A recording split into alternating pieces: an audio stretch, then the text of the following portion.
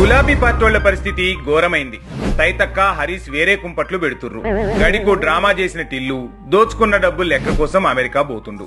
ఇప్పటికే క్యాడర్ అయోమయంలో పడ్డది. ఇప్పుడేమో కాళేశ్వరం ప్రాజెక్టు పేరు చెప్పి ఎంత నొక్కినవో చెప్పేందుకు రావాలే అని పెద్ద దొరకు జస్టిస్ పీసీ కమిషన్ తాకీదు పంపింది. శకునం చెప్పే బల్లి కుడితి తొట్లో పడ్డట్టుంది పెద్ద దొర పరిస్థితి.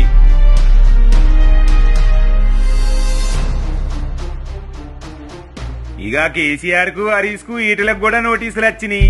కేసీఆర్ అక్రమ సంపాదన ఇప్పుడు పార్టీకే ఎసరు తెచ్చిందంటుర్రు.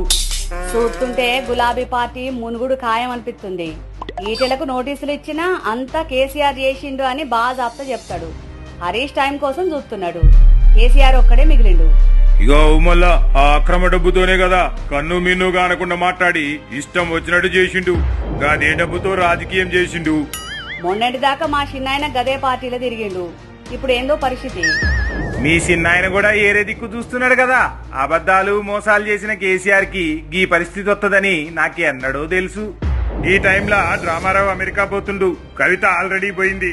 హరీష్ వేరే పార్టీ పెడుతున్నాడని మస్తు చర్చ అవుతాంది. మొత్తం మీద గులాబీ గుంపంతా ఏరే దిక్కు చూస్తాంది. ఇక 1,00,000 కోట్ల ప్రజాసొమ్ము దోచుకున్నోనికి ఇంతకంటే ఇంకేం జరుగుతుందిరా?